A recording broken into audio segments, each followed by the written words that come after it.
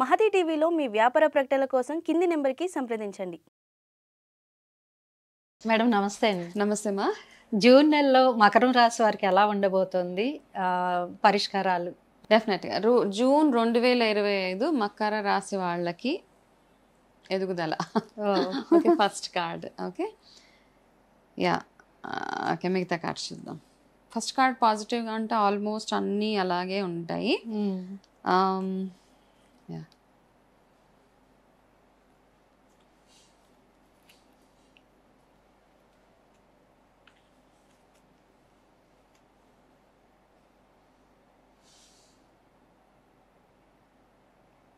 Okay. So first ఏంటంటే మకర రాశి వాళ్ళకి ఆల్మోస్ట్ చాలా డిలేస్ చూస్తూ ఉన్నారు మీరు ఇప్పటిదాకా. సో జూన్లో కొంచెము ఎనర్జీ చేంజ్ డెఫినెట్గా ఉంది. మంచి అంటే ఒక స్టెప్ ఎదుగుతారు మీరు జూన్ మంత్లో.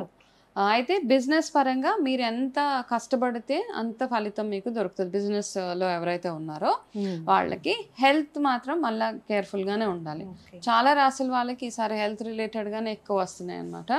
సో జనరల్గా కొన్ని హెల్త్ బాగానే ఉంటాయి కొంతమందికి, బట్ మకర రాశి వాళ్ళకి చాలా కేర్ఫుల్గా ఉండాలి. అయితే అన్ని విషయాలలో ఏ హెల్త్ విషయమైనా ఏ చిన్న సిమ్టమ్ వచ్చినా దాన్ని ఇగ్నోర్ చేయకుండా దాని మీద కొంచెం ఫోకస్.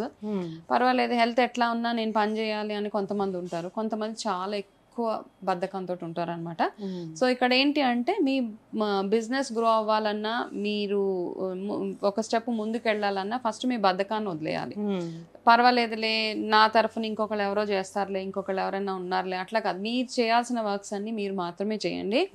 మీరు చేయాల్సిన పనులు వేరే వాళ్ళకి ఎప్పుడైతే అసైన్ చేసేస్తారో ఆ వర్క్ కంప్లీట్గా అవ్వనే అవ్వదు. కాబట్టి బద్ధకాన్ని కాస్త పక్కన పెట్టండి. అండ్ ఇమీడియట్ యాక్షన్ అనమాట. ఇప్పుడు చేయాల్సిన పని ఇప్పుడు మాత్రమే చేసేయండి. ఇప్పుడు చేయాల్సింది 2 రోజుల తర్వాత చేస్తే మీకు వచ్చిన అవకాశాలన్నీ పోగొట్టుకుంటారు మీరు. కాబట్టి ఎప్పుడు చేయాల్సిన వరకు అప్పుడు మాత్రమే ఇమీడియట్గా చేసేసేయండి. ఇంకొకటి ఏంటంటే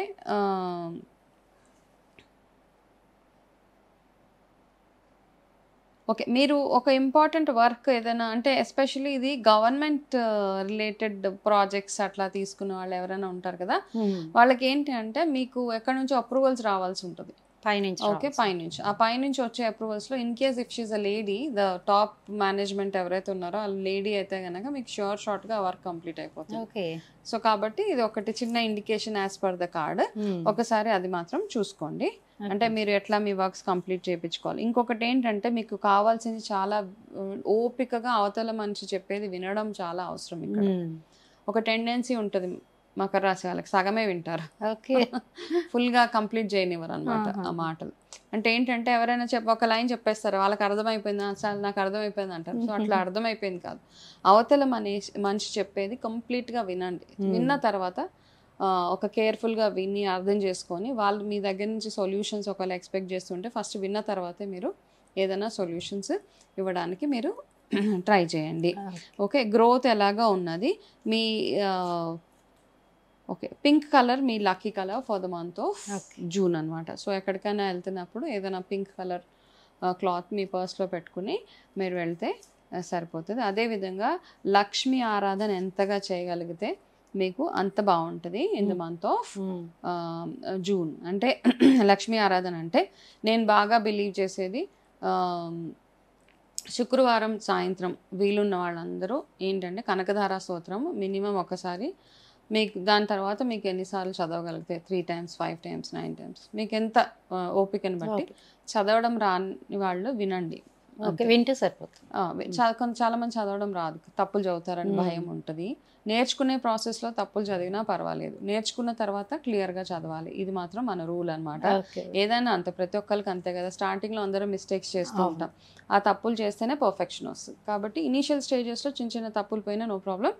అయితే వింటూ చదివితే మీకు అర్థమవుతుంది అనమాట. ఏదైనా రికార్డ్ పెట్టుకొని యూట్యూబ్లో అట్లా వింటూ ఉంటే ఉచ్చారణ అది ఎట్లా ఉంటుందో చూసుకుని మీరు కనకధార స్తోత్రాన్ని చదువుతూ ఒక పాయసం ఏదైనా మీరు ప్రసాదంగా పెట్టి నైవేద్యంగా పెట్టి దాని తర్వాత ఎర్రటి పూలతోటి అమ్మవారికి లక్ష్మీ ఆరాధన చేసుకుంటే మీకున్న ఫైనాన్షియల్ బ్లాకేజెస్ ఏవైతే ఉన్నాయో అవన్నీ తొలగిపోవడానికి ఈ మంత్ బాగుంది యాక్చువల్గా.